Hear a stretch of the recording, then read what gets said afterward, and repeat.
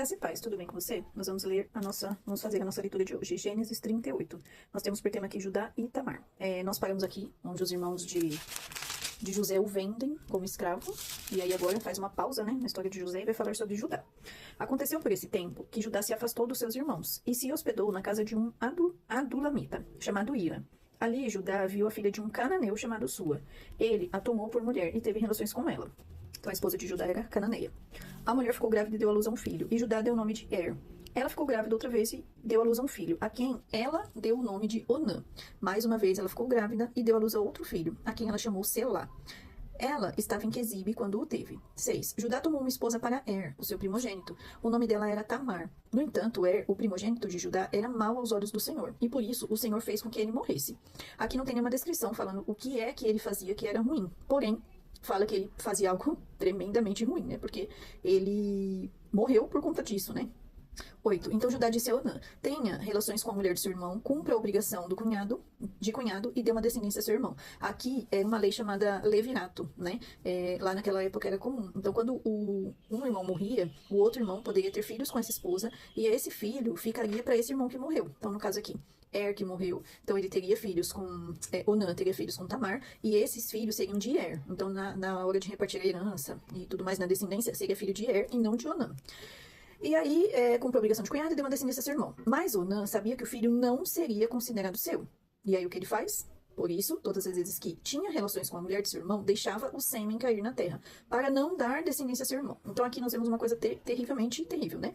Porque ele fingia cumprir a sua obrigação. Então, o pai deu uma ordem, ele fingia e não fazia o que o pai mandou ele fazer, porque ele sabia que o filho não seria considerado seu. Então ele não faz o que o pai falou, ele finge fazer. E de Deus nós não podemos esconder nada, né? E aí nós vamos ver no versículo 10 exatamente isso. Isso, porém, que fazia era mal aos olhos do Senhor, porque existia essa lei. Então ele poderia fazer isso para manter a memória do seu irmão viva, e ele não faz, ele finge que faz. Ele faz pior do que não fazer, ele finge, né?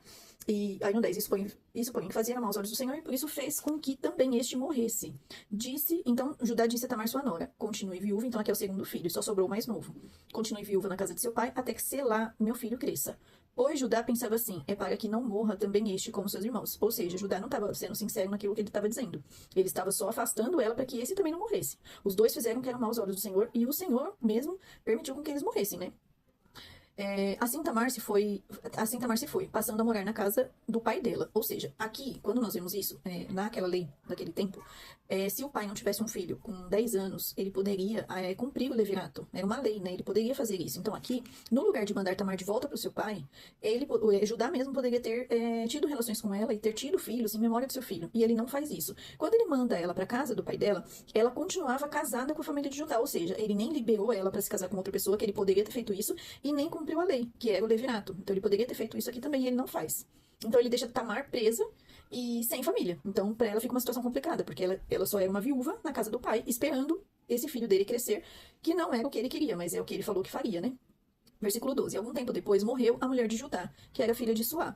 Quando terminou o período de luto, Judá foi até onde estavam os tosqueadores de suas ovelhas em Tímina, ele e seu amigo Ira, o adulamita. E alguém foi dizer a Tamar: eis que o seu sogro está a caminho de Tímina para tosquear as ovelhas. Então ela tirou as roupas de viúva e, cobrindo-se com um véu, se disfarçou e se sentou à entrada de Enaim, no caminho de Tímina. Então aqui ela tira a sua veste de viúva e se cobre, e se maqueia, e se comporta como uma prostituta. E aí ela fica lá no caminho.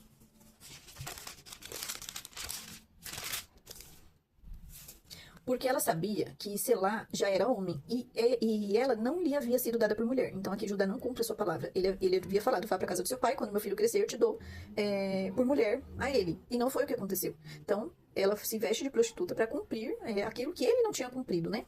15. Quando Judá viu, pensou que se tratava de uma prostituta, pois ela havia coberto o rosto. Então se dirigiu a ela no caminho e lhe disse: venha, quero ter relações com você. Acontece que ele não sabia que ela era sua nora. E ela respondeu: o que você me dá? Ela não faz por dinheiro, ela não perguntou quanto. O que você me dá para ter relações comigo? E ele respondeu: eu mando para você um cabrito do meu rebanho.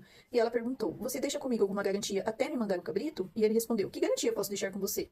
Ela disse: o seu selo, o seu cordão e o seu cajado que você tem na mão. Isso seria uma identificação pessoal aqui, porque o selo é aquela parte importante que os homens daquela época assinavam suas cartas, né, como se fosse uma assinatura. O cordão, porque muitas vezes ele não usava como anel, ele pendurava no pescoço, e o cajado, que era algo muito pessoal.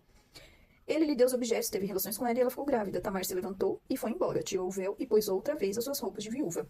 Aqui, o objetivo de Tamar era engravidar de um membro da família, né? De um familiar do falecido, para que o seu nome não fosse esquecido por não ter herdeiros. Então, o filho de Judá seria esquecido se ele não tivesse herdeiros aqui, né? Então, ela só quer cumprir o direito que ela tinha, né? 20. Judá enviou o cabrito por meio do Adulamita, seu amigo, para reaver a garantia que tinha deixado com a mulher. Mas ele não a encontrou. Então o amigo de Judá perguntou aos homens daquele lugar: onde está a prostituta cultual que costumava ficar junto ao caminho de Enaim? Responderam-lhe: aqui não há nenhuma prostituta cultual. Ele voltou a Judá e disse: não encontrei a mulher. E, além disso, os homens do lugar me disseram que lá nunca houve nenhuma prostituta cultual. E Judá respondeu: que ela fique com aquelas coisas para si, para que não venhamos a passar vergonha. Eis que mandei o cabrito, mas você não encontrou a mulher.